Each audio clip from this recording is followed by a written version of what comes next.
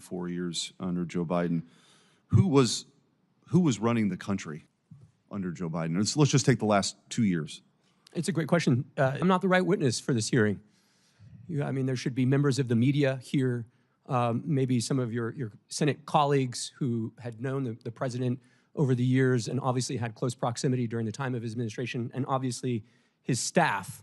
I think, sort of align with your previous question, there is a real consideration here on authentication. And in my time in the first Trump White House, there was an exhaustive process to determine how paper flowed into the Oval and when the president had given his assent to a certain action. That was through, in fact, 2 different policy channels, the staff secretary, and then there was also an office, essentially of policy management, guiding the flow of documentation. If the Biden administration staffers and personnel wanted to put this to bed, they could very easily dispel all of this by saying, here are the documents that show the president assented to these actions. The Trump administration would have that. Previous administrations would have that. And if that's not there, then there is cause to improve the way that executive branch employees authenticate actions undertaken by the president. Yeah, I mean, the president actually performing the functions of president is kind of an important thing in our constitutional order. You had, kings used to affix their seal to show that this was an official declaration from the sovereign in this country. The sovereign are the people. They delegate, the authority to their elected representatives. And as you mentioned in your opening statement, there's only one person elected by everybody. So that signature, this is not just a small point, that signature issuing a pardon for someone who'd been convicted of a crime, or in the case of Joe Biden, these preemptive pardons, which are sort of unprecedented, is a big deal. And I think that's part of the reason why we're here today. Mr. Spicer, I wanted to ask you, you alluded to this, but the media, so desperate to make sure President Trump never got back into office. Of course, you saw the lawfare that took place, but then, of course, this narrative that Joe Biden was fine, don't believe your lying eyes, until that they couldn't deny it anymore based on the debate. Could you just kind of compare that to your experience when you were, press secretary for President Trump, to sort of the inquiries that were made daily about his mental acuity versus the inability to do that during the 4 years under Joe Biden? Well, Senator, in many cases, there was no inquiry. They would just run with a story, having guests on that would question his physical or mental acuity, speculate on it, bring guests on that would speculate it. We would often then push back on those kind of stories. That's in vast contrast to the lack of any kind of curiosity that existed throughout the 4 years of President Biden. And I think the difference was they would seize on the simplest thing with President Trump, whereas in President Biden's case, there was multiple issues of physical, mental confusion, him going in the wrong direction, him falling down, him misunderstanding an event or not being able to finish the sentence.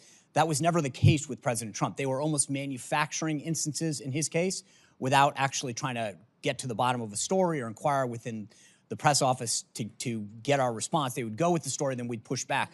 With Biden, my understanding from the conversations that I would have with the media is they would never ask. They just literally were basically afraid to go there. Senator Cornyn. Professor Harrison, it strikes me when talking about the Autopen, there are really 2 issues. One is the mechanical use of an Autopen in lieu of an actual signature by the president. But it seems to me that we're confronted with more important or more fundamental issues is, did the president know that the Autopen was being used for that purpose? And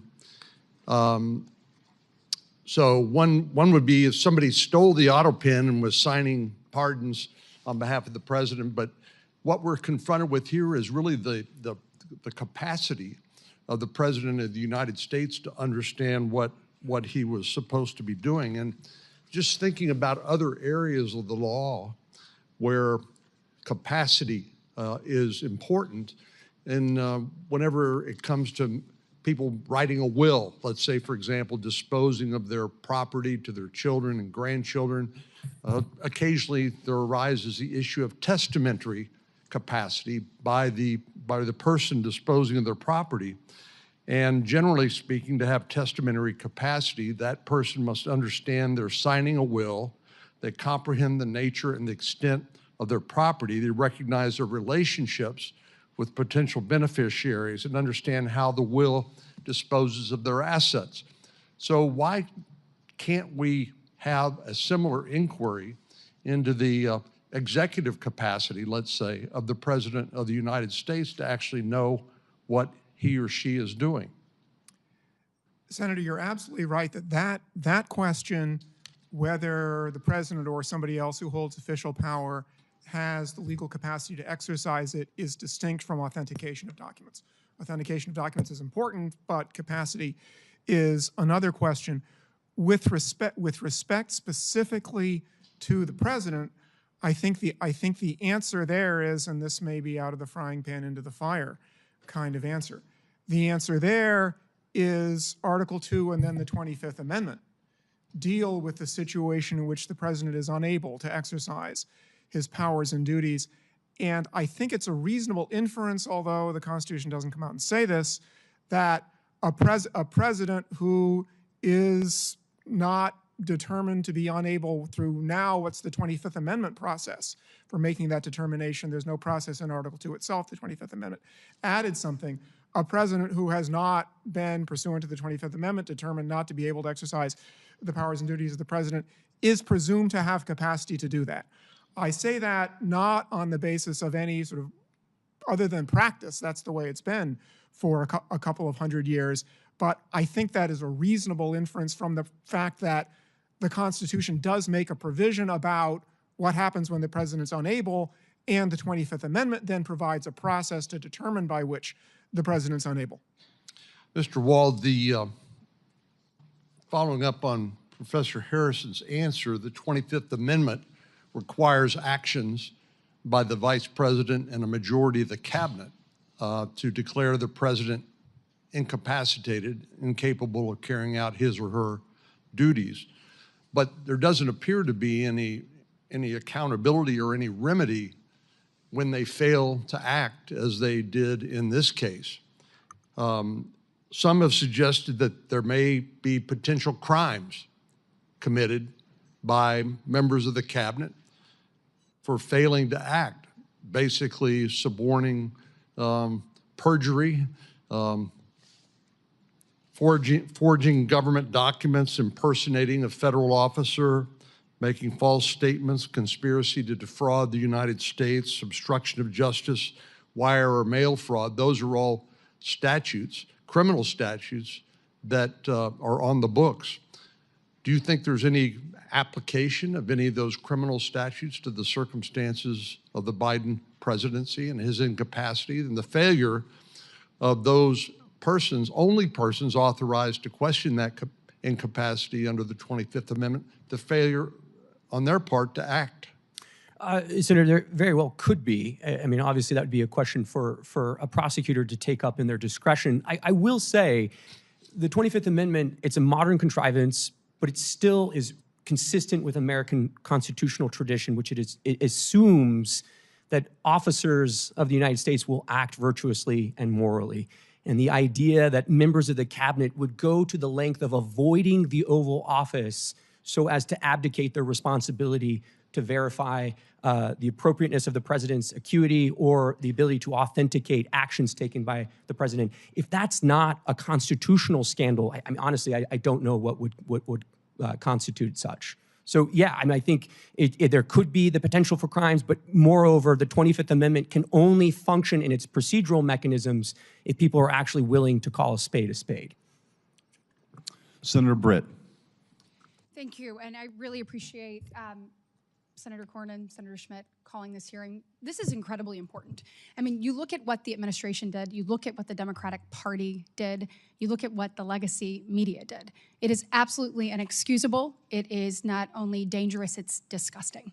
And the American people deserve better. And the fact that we have none of my Democratic colleagues over here, that this entire dais is empty, that what they allowed to happen, that they are not interested in correcting it for the future is absolutely mind-blowing. And so when we're looking at what Joe Biden did while he was in office, you have a disastrous withdrawal from Afghanistan. I mean, leaving equipment, leaving allies, changing the way the world viewed us. You look at an emboldened Russia, Iran. You look at what happened, obviously, with China and those conversations with Joe Biden. You look at millions flooding across our border. You look at a ton of unaccompanied children coming across, hundreds of thousands. You look at hundreds of thousands of Americans dead because of fentanyl poisoning. You look at record high inflation. Who was in charge? And the fact that not one Democrat colleague can show up and try to get answers to that, I hope the American people see that for exactly what it is.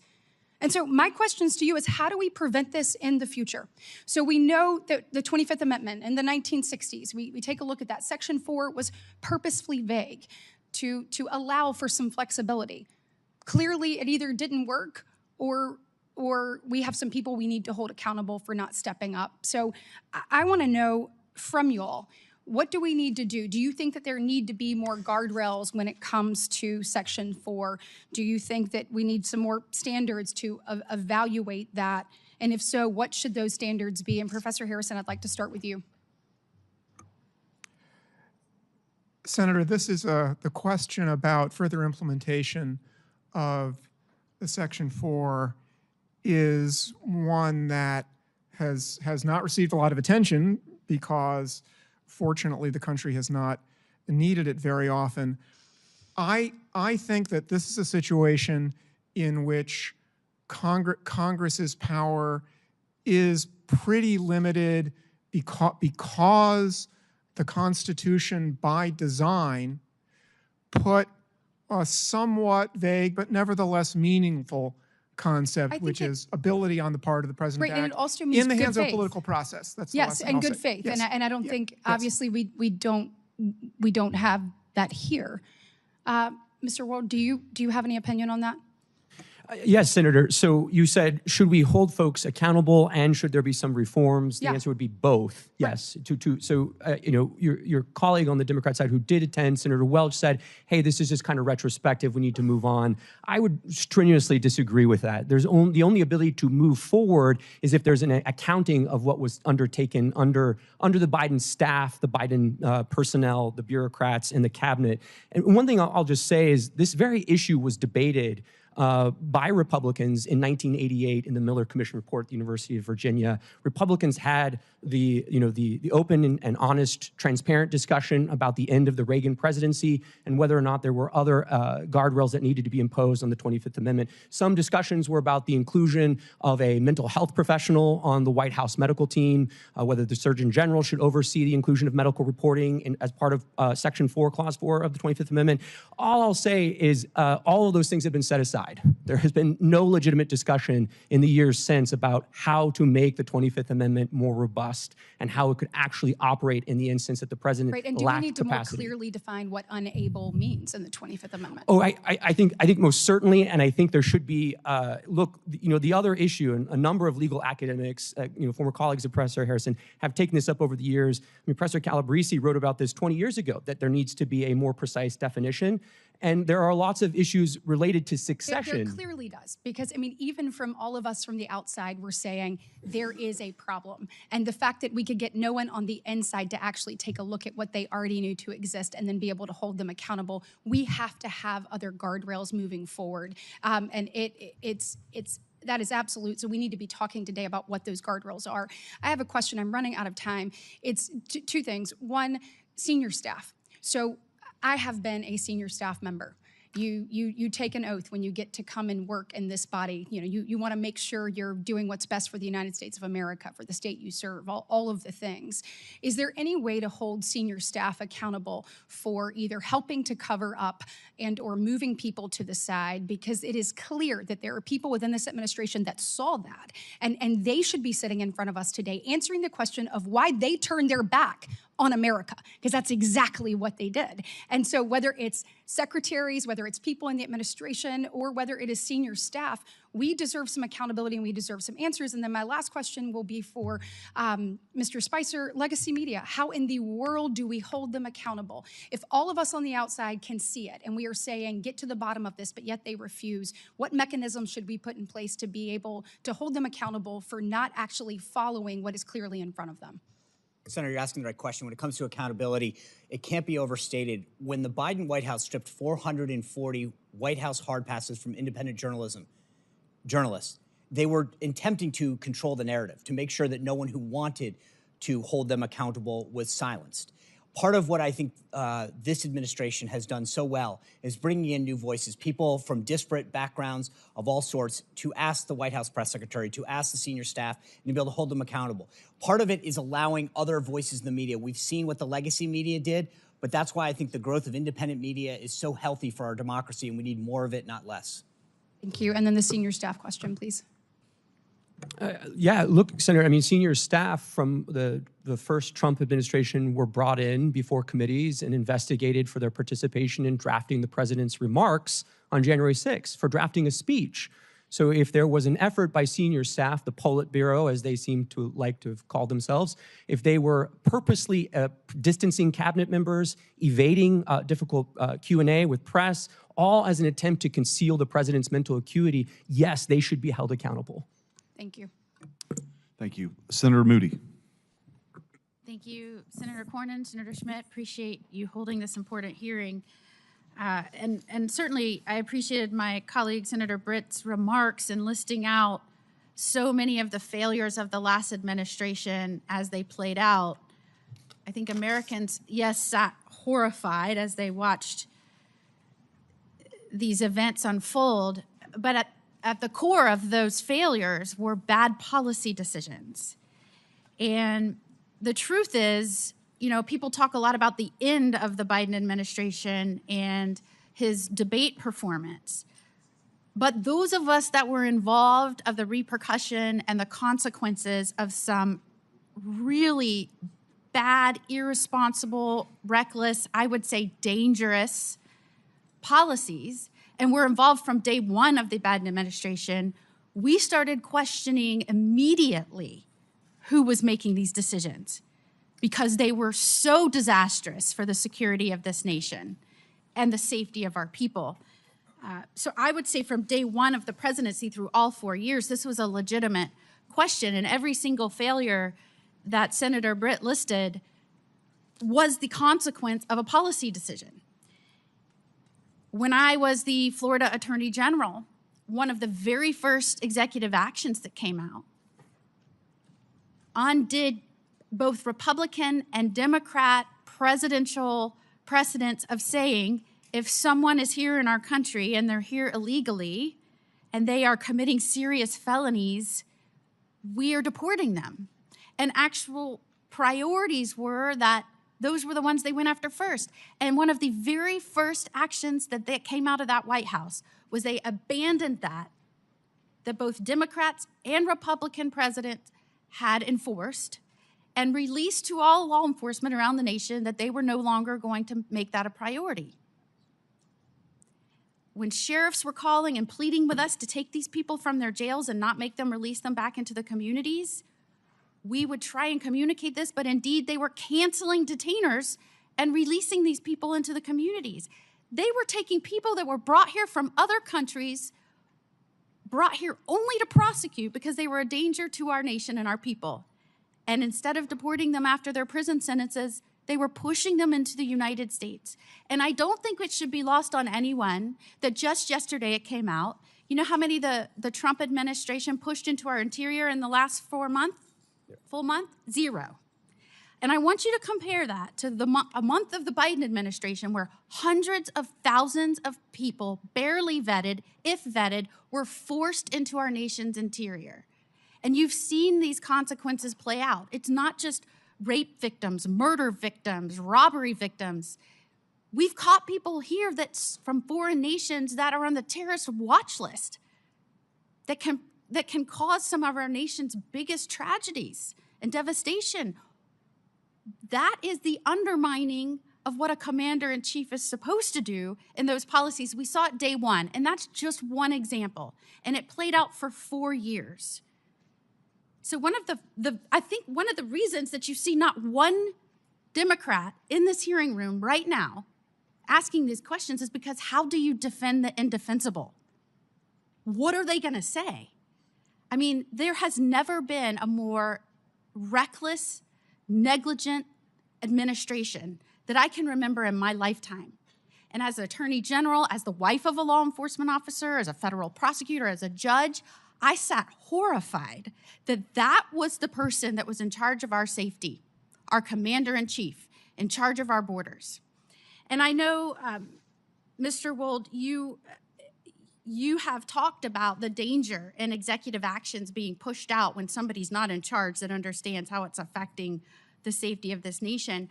I'm sure based on your prior experience and some of the things that you saw being pushed out, I often thought, this is a radical aide's dream. You have a commander-in-chief barely paying, probably not able to pay attention, and they're pushing out policies left and right. Tell me in your experience if you noticed anything where that could be the case coming out of that administration. Yeah, thank you, Senator. I mean, I think on the immigration score itself, so many of those sort of special powers exercised by President Biden on parole, on temporary protected status, they require the president to do those in his own name, correct? It's a case-by-case evaluation performed by the chief executive. And so I think in reviewing some of those, when I was sitting on the sidelines, the question I had was, what does the paper process look like for that? How did DHS work that up? How did it go through the staff secretary's office? And what was the president briefed on as far as the policy considerations tied to some of these decisions to bring in violent criminals from Haiti or Nicaragua into the interior of the United States? And it's to concern you when you learned, and we are now uncovering, that cabinet officials were kept from meeting with the president for months at a time. Look, I mean, if you go back through our history, Senator, so Grover Cleveland, Wilson, FDR, JFK, President Johnson, President Biden, it's almost a Democrat sport to keep from the American people the health and acuity of the chief executive. They've been doing this for a long time, but this is of another level, especially as Mr. Spicer was mentioning, the complicity of the national media in obscuring this, but also that cabinet officers would go to the lengths of avoiding interacting with the chief executive because they were fearful that they would have to speak to his diminished capacity. And I'm running out of time, and it was of particular concern that the media seemed to never ask him about executive actions and policy. Favorite flavor of ice cream? Yes. Why he was pushing dangerous criminals into the interior of this nation? No. And that is why I think this hearing was so very important.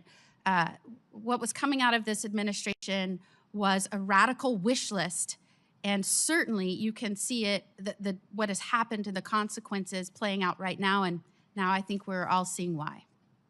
Thank you. Senator Blackburn. Thank you, Mr. Chairman, and I'm so pleased. I joined my colleague from Florida in saying it is time that we have this hearing. All across Tennessee, I hear from people every single week that say, what was really going on in the White House, and why would no one say anything when, with your very own eyes, you could look at any of the footage and see what was transpiring with President Biden. And I think the fact that many of his own cabinet members knew that he was not fit to serve and that there was a cabal behind the curtain who was making all the decisions. It is so offensive to the American people. And it's not something that is a partisan issue. As I talk with Democrats, many of them have lost faith in what they thought was going to be a very moderate Joe Biden administration, and it turned into be the far left Bernie Sanders version of the Democrat Party that was using the Autopen and making decisions and committing our great nation to policies that the American people did not support and would never have supported. And I fully believe that because of that overreach and that flippant attitude that much of his staff had toward the policies of this nation, to people in the administration that chuckled about tossing gold bars off the Titanic. They knew they were going down. They knew they were going to be found out. And they probably knew at some point there would be a hearing like today, and the other side of the dais would be completely empty because no one can defend what they did. Mr. Wold, I want to come to you for a moment and talk about something that was really a disturbing revelation from the Tapper Thompson book. And you know, this is part of the thing. Now we're finding out the media was all a part of the joke. They were part of the ruse. They were part of the fraud that was pushed forward. A Biden staffer told the authors that Biden just had to win and then he could disappear for 4 years. That's all they needed to do. And, you know, it is, the following statement was, he'd only have to show proof of life every once in a while. And as I had a Tennessean say to me, when they had actually downloaded this book and read it, and then they said, you know, how stupid do they think we are?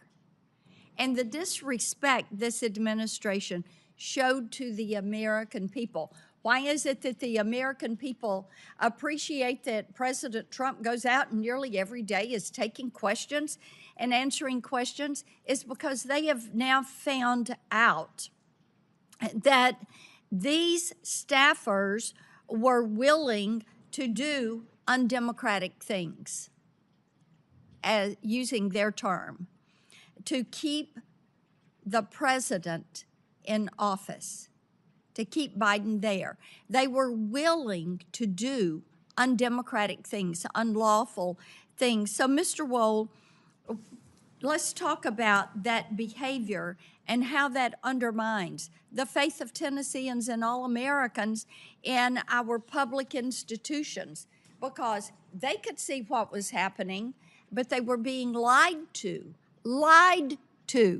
by people in the White House who were probably then running in their office and saying, well, we pulled it off another day.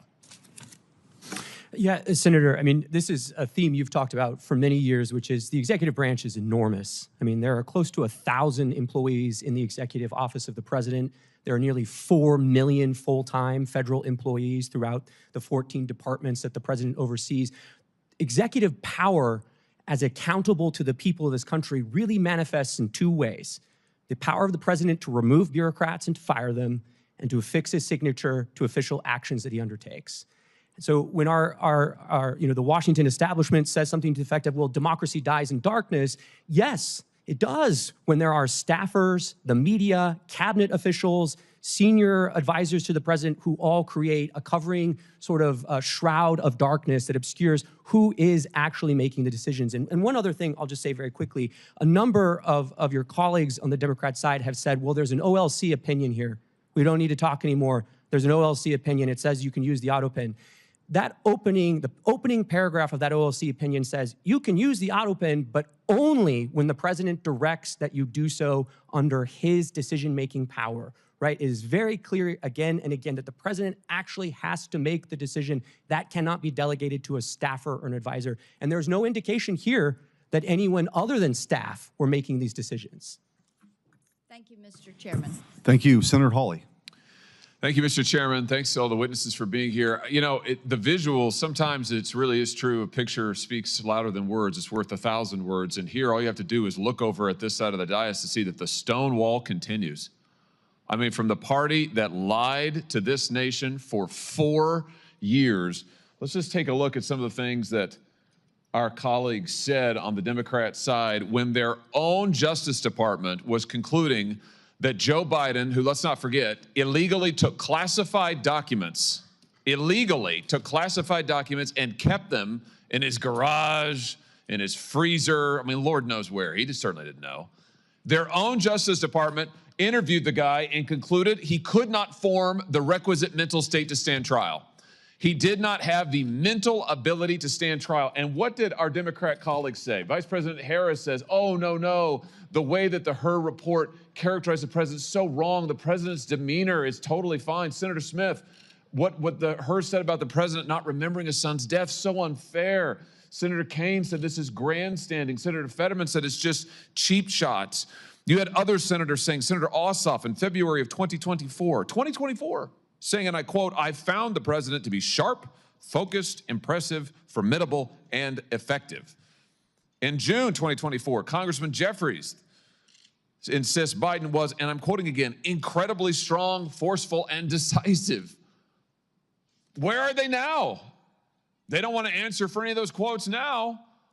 They lied to us for 4 years, and we know they lied. They know they lied. It's why they're not here. They don't want to answer a single question. They can't bear to show their faces in public. And you know what? It's right that they can't do that, because the bill of goods they sold this country, they walked this country right into one of the greatest constitutional crises of our history, And now they are afraid to even show up to admit it. These are people, and this is a party that cannot be trusted with power, that cannot be trusted to tell the truth, the most basic truth. They all changed their tunes after Joe Biden debated President Trump, and the whole world could see he couldn't even form a sentence, that running this guy for president again is a form of elder abuse. My, how they changed their tunes after that. Now they can't even show up in public to talk about it. This is embarrassing. But worse than that, it's dangerous. It is dangerous for this country. Mr. Wold, I want to pick up on something you just said a second ago about the OLC and their opinion as to when an Autopen can be used. Just be clear about this. Autopen means not signed by the person. Autopen is basically push of a button and it gets signed. OLC says only when the president specifically directs it and it is under his direct authority. Do I basically have that right? That's correct, Senator. So based on the facts we know, did that happen in this case with all of the pardons and clemencies and other giveaways that Joe Biden signed? Assuming that the Biden White House complied with sort of traditional practice of presidential administrations and that there was record keeping either from the staff secretary or others, there should be records to indicate either through covering memorandum or briefing books where the president would have signed his signature authorizing this decision. None of that has come forward. That would be very easy to dispel some of these concerns. And I think what we're seeing here is really the Autopen is best understood as a sort of a tool of executive convenience. Hold on just a second. You just said something very important. I want to emphasize that. So what you're saying is that there should be, for every time that Biden authorized the Autopen, there should be a record of that. And he should have had to have registered his personal consent to using the Autopen. Is that basically correct? I think to put it another way, I would say in the policy paper flow to the Oval Office, there should be a record of what documents are presented to the president when he gave his assent to the actions that are listed in those documents, whether it's a judicial nomination or it's a statutory response to Congress. Well, I think the answer is we need to get those documents. And I just say to our friends in the media over here, you guys need to be asking for those documents, and we need to be asking for them, Mr. Chairman. We need to see those documents. And the president, the former president now, can certainly choose to release them. I'm sure they're part of his personal papers, right, Mr. Wold? And that's correct. And the first place to start would be the staff secretary's office under President Biden. Oh, here's the trail. If you want to know, if you want an answer to the question, did Joe Biden actually assent to the use of the Autopen and you think of all the people he pardoned, he granted clemency to, murderers, drug dealers, child rapists. Let's find out, did he actually authorize it? There should be a record of it, is what we've learned today. Thank you for that testimony, Mr. Wold. There should be a record of it. So this is a binary question. It's not, oh, we don't know, gee, it's hard to say. No, actually, we can find out. So right now, today, I call on President Biden, former President Biden and his staff, release the documents. You have them, you know you have them, release them. If what you did is legal, and if you're really not embarrassed about it, and you think it was totally constitutional, release the paper flow. Show us the documents where the president authorized the use of the pen for every single pardon and clemency and stay application. Let's see it. Let's see all of it. And if you won't do it, we should subpoena those documents, and we should find out the truth of who was really running the White House, because I think we can see it was not Joe Biden. Thank you all for being here today. Mr. Wold, thanks for your testimony. Senator Kennedy. Thank you, Mr. Chairman. Gentlemen, I want to try to separate policy and politics for a second. I know it's hard to do around this place, but I thought Senator Cornyn made a very good point. in his opening remarks. I think Senator Schmidt made the same point that the policy here is very important. And I want to ask you your opinion on the policy. Professor, tell me briefly, I know you came to talk about Autopens, but tell me briefly about the 25th Amendment. Well, Senator, the 25th Amendment provides the process by which to implement a principle that's in the original Constitution, which is when the president's unable to exercise the powers and duties of the presidency, somebody else exercises them, starting with the vice president. The 25th Amendment sets up a process by which, if there's a question whether the president is able to do that, the vice president and the heads of the executive departments can temporarily basically put the vice president in as acting president, and then Congress ultimately decides the question. Well, the standard, is it not, Professor? The standard is disability of the president. Is that correct? Unable to exercise the powers and duties. Okay. Yes. Here's what I would like your opinion on, and the opinion of these two gentlemen here. You have all been staffers. You've worked in government. You've had a boss. In Mr. Spicer's case, his boss was the President of the United States.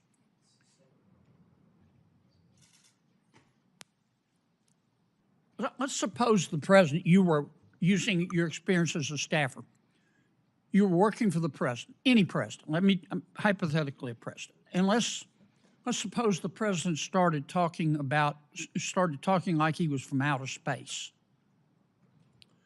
Let's suppose the president became fatigued very easily.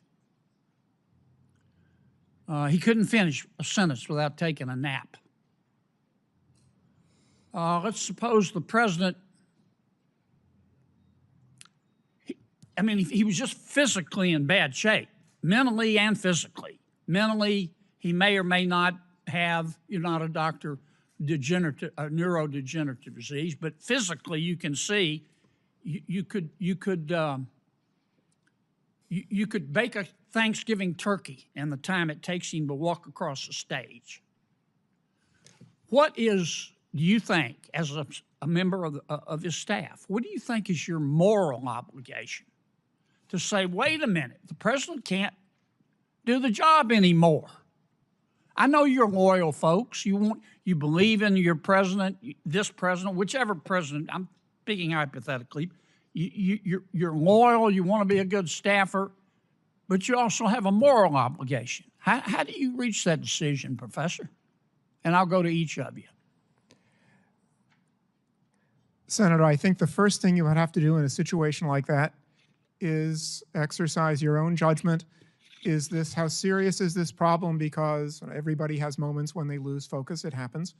But if somebody thinks this is a really serious problem, I think the first thing to do is the most difficult, which is to say to the president, because the 25th Amendment also provides that the president can say, I'm unable to exercise the powers and duties of my office. And suppose the president That would be extremely says, difficult, but I think it should be look, done. trust me, I can. And it's clear to you that he has neurodegenerative disease and he can't. What do? Do you have a moral obligation as a staff member to go to the American people and say, we've got a problem here, it may cost me my career? Senator, I think at that point you have an obligation to talk to the vice president, who is in charge of the Section 4 process under the 25th Amendment. What about you, Mr. Wald? You have a moral obligation. I understand you want it to go away, you want to work it out with him, but you can't. When does a staffer have a moral obligation to stand up and say he can't be president anymore, she can't be? Well, Senator, the 25th Amendment only works if individual staffers or officers of the United States exercise that kind of moral judgment. That's what I'm asking you. Yeah, so, I think always, as the professor said, the presidency is an enormous burden, so it would be not one instance, it would have to be several instances of a failure to exercise judgment. How do you make that decision? You're the staffer, I get it. Yeah, well, I think it begins with prayer, of course, but after that, I think it's conversation with other staffers, and if you're unable to confront the president or to raise the issue with the vice president, you should resign. What about you, Mr. Spicer? Do you stand up and do it and tell the truth and run, or do you have a greater obligation to your boss? Well, luckily, I didn't have that problem. But I would say that you have a moral obligation as an American, as a citizen, as a human being. If the leader of the free world cannot conduct themselves to make the decisions that are critical to this country and to the world, you absolutely have a moral obligation to follow the chain of command. And if they don't act, then you must. Do either of you gentlemen disagree with that? Professor? Senator, I think acting means talking to the people who have the responsibility or in a position under the Constitution to do something. You about don't the agree with situation. Mr. Spicer? Senator, I'm not sure exactly what he has in mind, other than talking about talking to the people who can make the I'm just decision. trying to ask, you've all been staffers. Suppose you go to everybody you're supposed to go to, and they all say, my advice to you is to shut up. Do you have a moral obligation as a staffer to say, look, this person can't be president of the United States. It isn't policy. He physically can't do it. Senator Kennedy, it's not a question of whether a staffer has that obligation. It's whether you as an American have that obligation, and I think each and every one of us does. Yeah, but you can see it. An American can't. Professor, what do you think? Senator, I think there are situations under which someone in that position should speak publicly, but I also think that the views of a single individual who is not the person who is constitutionally responsible for taking measures should be considered by the public as just the views of of one individual who has some information about the subject. Thank you, Mr. Chairman. Thank you. Senator Tillis. Thank you, Mr. Chairman. Gentlemen, thank you for being here. I actually, the fact that this is in the past kind of reminds me of that scene in Lion King where Rafiki, the andro, hits Simba on the head and said, doesn't matter, it's in the past. I hear, I could see where my Democrat colleagues would like to use that argument, but it mattered. And for me, I met President Biden as Vice President Biden when I was sworn in. He literally sworn me in 2015, and I've had several interactions with him over the years. There's no question that there was a significant degradation in his cognitive abilities. Probably the last time I spent much time with him was at a NATO summit. And I do think there are a lot of legitimate questions to be asked about who may have been tending the store, and I believe we should get to the bottom of it. But I want to look to the future. And back when this discussion was going on, I was suggesting the 25th Amendment. We know what the 25th Amendment does. Professor, I'm kind of curious about why, and with due respect to my colleague from Louisiana, this is a hell of a burden to place on a staff. Mr.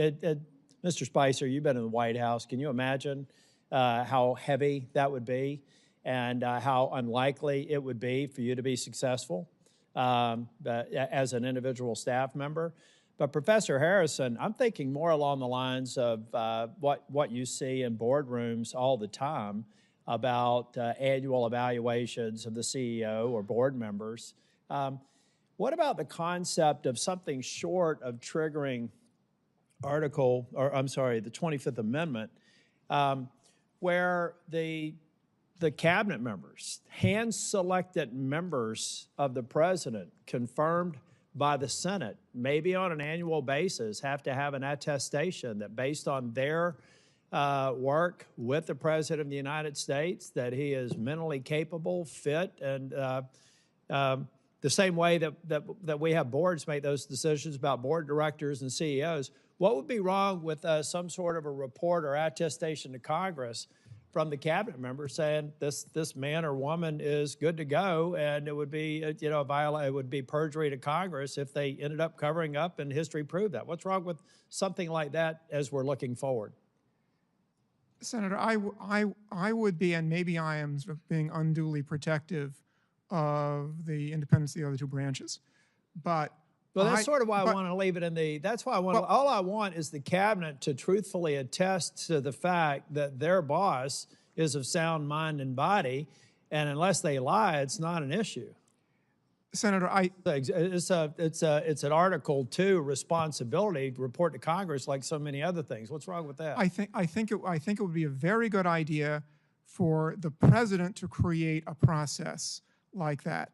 My concern is the thought of Congress making such a process mandatory, especially in light. Well, I'm trying to figure out the consequence, because arguably, I find it hard to believe that there were members of the cabinet that didn't go, you know what, we love this guy, he appointed us to this position, but he's missing a step. And they're refusing to, this is not about any one person. This country, this is about 340 million people in this country. No one of us should think that we should somehow be given a break if we're missing a step. So all I'm saying is you got to report honestly to Congress that the President of the United States, in your opinion, is absolutely demonstrated sound mind and body. It's like no other testimony. It'd be no different than us having them before the committee and say, is the boss okay? And if they lied, they'd be perjuring themselves. So what's the difference between that and some sort of a pro forma report that I'd be willing to subject the current president to, and then we'd have it for all the future presidents? What would be wrong with that? Senator, again, I think the problem there is the Constitution has created a process for that, and that's the 25th Amendment, and that suggests that Congress can't create another process. Now, I do think that the point you're making today is part of the political process that might lead presidents to create a system like that on their own, which might enhance the people's confidence. About to run out of time. Mr. Spicer, what do you think? Senator, the president normally goes under a routine physical every year. In the case of President Biden, it was Dr. O'Connor who affirmatively stated his fitness for office. The doctor is probably the most competent person to attest to the president's fitness for office. The doctor should be held accountable for stating in the affirmative that President Biden was fit for office. Thank you. Thank you, Mr. Chair. Thank you. Senator Cruz. Thank you, Mr. Chairman. The Biden administration may go down in history as the most brazen constitutional fraud in American history. A Potemkin presidency fronted by a failing puppet with staffers behind the scenes pulling the strings. This is not political hyperbole. The American people saw it with their own eyes during the June 2024 debate. Numerous times, Biden stood frozen behind the podium, mouth agape, eyes frozen and unblinking. When he did speak, his words were confused and disjointed. I said that night, this is the most consequential presidential debate in history because it will result in one of the two candidates being removed from the ballot. That was exactly right. And following that debate, the Democrats recognized the collapse. They pulled out their knives and took out President Biden like Caesar on the Ides of March. For all of their strutting about, protesting that they support democracy, not a one of them gave a damn about democracy when they pulled Biden off the ballot and dropped Kamala Harris in without a single Democrat primary voter voting for him. And you know what?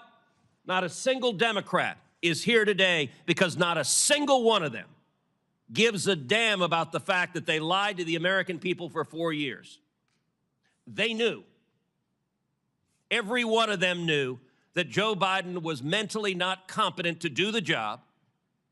The White House press secretary, she knew when she stood in front of the American people and lied over and over and over again. And they're not here because they can't defend themselves. It wasn't a surprise. For 4 years, the White House hid President Biden from Republican senators, would not let him meet with us. He served 40 years in this body. We all know him.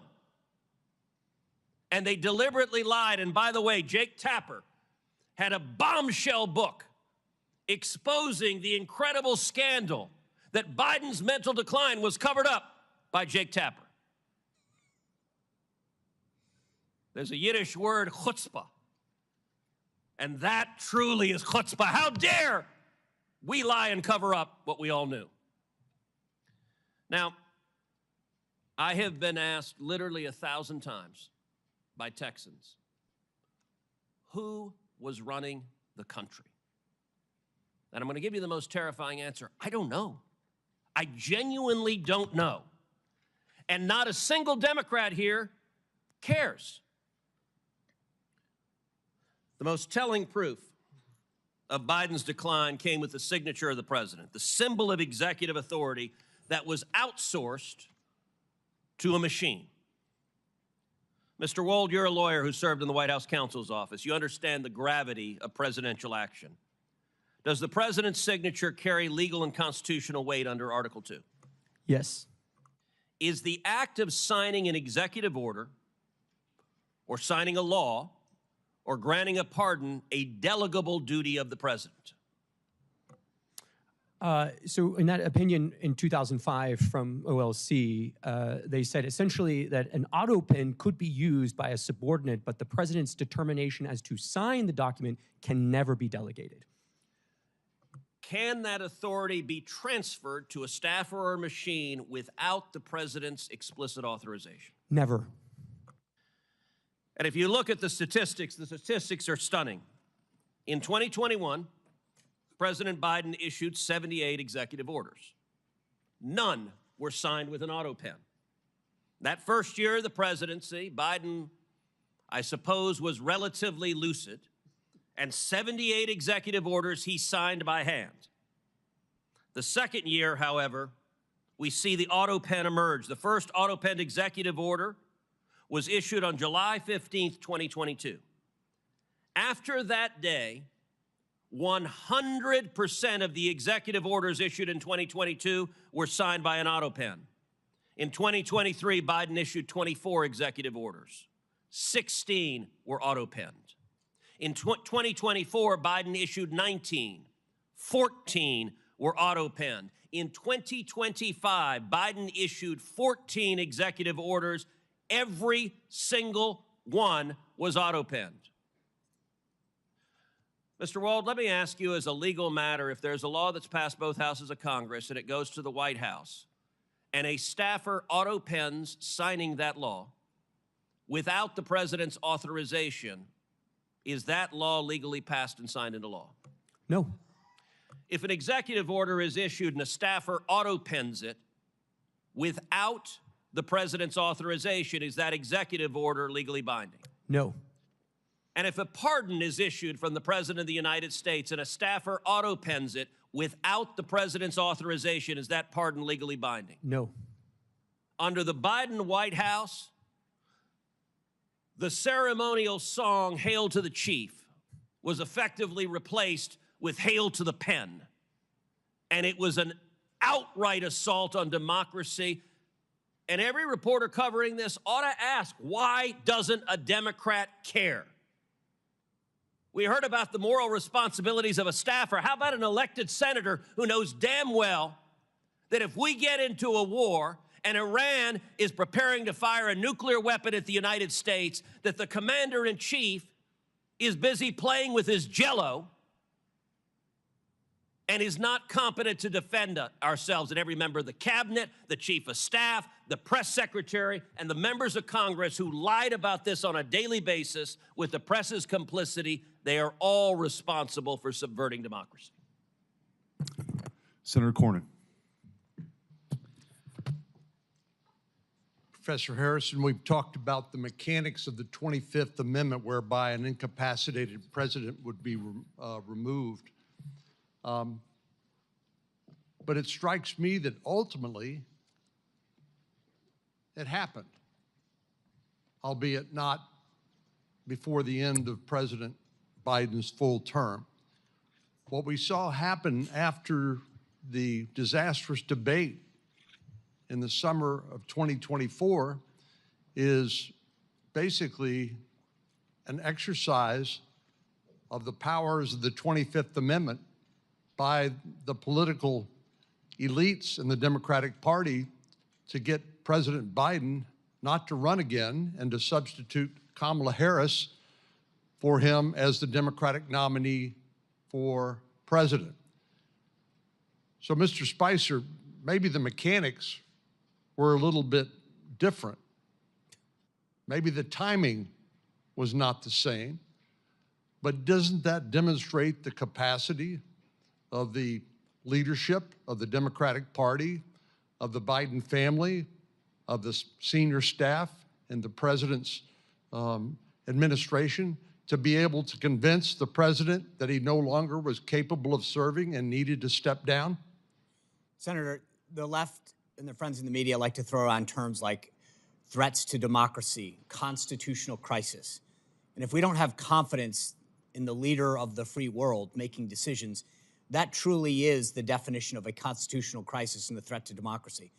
So for all of these folks to stand up here and use those phrases over and over again and then not have the desire to show up, to understand what's happening, to stand up at the time, as we discussed earlier, whether it was a staffer or a cabinet member, to literally avoid going to the Oval Office. And in the case of the media, to avoid the questions that were so clearly obvious to the rest of America, shows that they were more concerned with power and preserving that power and an agenda than they were at really caring about the Constitution and democracy. I agree that that is the clear conclusion. And obviously they decided to do it only at such a time as that ability to wield power was coming to an end. If, in fact, President Biden had remained the nominee of the Democratic Party and then ran against and lost to President Trump, these folks would be out of luck and out of power. So they decided to act under that circumstance. Senator, you look at a lot of these decisions, and it was pretty clear that there was a handful of folks at the top of the Biden administration and Biden White House that had been around him for decades, where all of that information funneled. So I mentioned before, there are approximately 25 senior White House staffers that have the rank of assistant to the president. Those are the highest White House staffers. I would bet that only a handful of them ever interacted with President Biden on a daily basis. The rest of them had their communications funneled through other people. If the press secretary, the communications director, whose job it is to speak on behalf of the principal in lieu of them being able to talk or communicate, don't have access to those individuals at the senior-most level, then what good are they? And I would argue that while many times we heard people in the press and on the left accuse the Trump White House of quote-unquote lying, for them to go out there and talk about the president's stance on issues, what President Biden thought or didn't think on a personnel issue, a policy issue, when in fact they had never spoken to him, is in fact the epitome of lying. One of the most consequential actions or inactions of the Biden presidency during 4 years was his failures to secure our southern border and to deal with illegal immigration. I have in my hand examples of the Biden immigration proclamations and executive orders, and there are a lot of them, as you know. They also include things like granting temporary protected status to large populations of immigrants, particularly from countries in Central America, rescinding Trump administration policies when it came to enforcing our laws at the border, granting parole, which is essentially a permission slip to enter the country in a way that would otherwise be illegal. And Mr. Chairman, I'd ask unanimous consent that this document be made part of the record as an example of the sort of consequential border security and immigration-related measures that President Biden purported to sign. Without objection. Mr. Wald, I do want to follow up on a couple of things with you and Mr. Harrison and also Mr. Spicer. Under the Presidential Powers Act, we could have a special access request, correct, to the archivist to find out what assent was actually given by Joe Biden on the Autopen. Is that your understanding? If they kept records, right. Yes. Right. Well, I think that will be something we will be pursuing. Professor Harrison, I wanted to ask you, sort of on the Article 1 branch's role, and I think I understand your concern when you say the president could do something. You're dealing with sort of a separation of powers issue is sort of what I'm reading into that. So the Article 1 branch can impeach for high crimes and misdemeanors. Should the Constitution be amended, in your view, to deal with this incapacitation? So impeachment would be a vehicle beyond just the 25th Amendment, but impeachment would be a vehicle to deal with these issues. Senator, there's a long-standing question about whether impeachment is appropriate for inability. There's been questions right at the beginning of the Republic about a couple of judges who were in very poor shape. Not that they'd committed crimes; they were impeached and removed. And there were doubts as to whether impeachment was appropriate for that because there was problem. Their problem was age and inability. So you're absolutely right that there's a doubt right now whether the impeachment process, and it goes back a long, long way, whether the impeachment process is a way of dealing with inability as opposed to misconduct.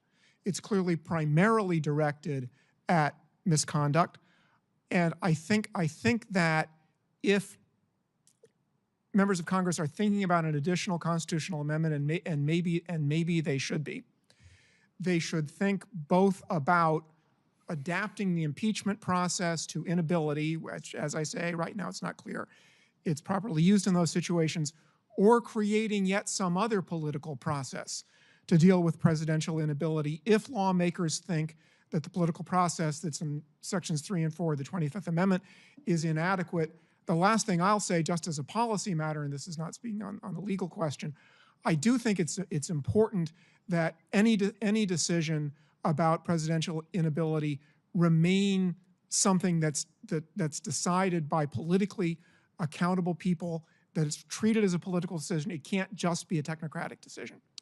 Mr. Spicer, you've criticized the corporate media and legacy media folks for sort of lying down here or being complicit because of their, whether it's Trump derangement syndrome or whatever the reason was. Who specifically do you think gets a gold star for lying most profusely and just sort of continuing to cover this up over the years? Sir, that would be like a photo finish. There'd be a lot that would probably right there at first place. They're all culpable. I mean, I read some of the headlines to the committee earlier, the Washington Post, CNN, NBC, where they, without evidence, to use their phrase, went after President Trump's physical and mental acuity, and yet failed to ask similar questions of the White House press office publicly. They failed to cover the stories. I don't think that there's a winner. I think they're all losers. Thank you. And then we'll sort of wrap up here with Professor Harrison and Mr. Wold. So moving forward, we mentioned maybe possibly amending the Constitution or further exploring whether incapacitation is an impeachable, if impeachment's a remedy. What other, in your experience, what other things moving forward could be done to make sure that this scenario that we saw play out over the last 4 years never happens again? Senator, I think the most important thing that can be done is something you're doing right now, which is draw public attention to this problem, and so give presidents an incentive to take steps that will reassure the people that they are sound and able to perform their functions. Mr. Wall. I would agree with the professor and just add that there should be some accountability for the staffers and the officers of the United States who acted to conceal and to cover up the president's incapacity from the American people. One other issue that's tied up in sort of this bundle of incapacity, impeachment, is also succession, and that's something so many have written about extensively over the years. We are very blessed that we have never had a double vacancy with the president and the vice president, either because of terror attack or misconduct. That's something that legal scholars have said for many decades, that Congress really has to work on that. And I would add, yes, in fact, that's something you all should take up with some seriousness. May I say spontaneously, yes, please. Okay. Well, I want to thank the witnesses for your testimony here today. Written questions for them may be submitted for the record until June 26th at 5 p.m. And with that, this hearing is adjourned. Thank you.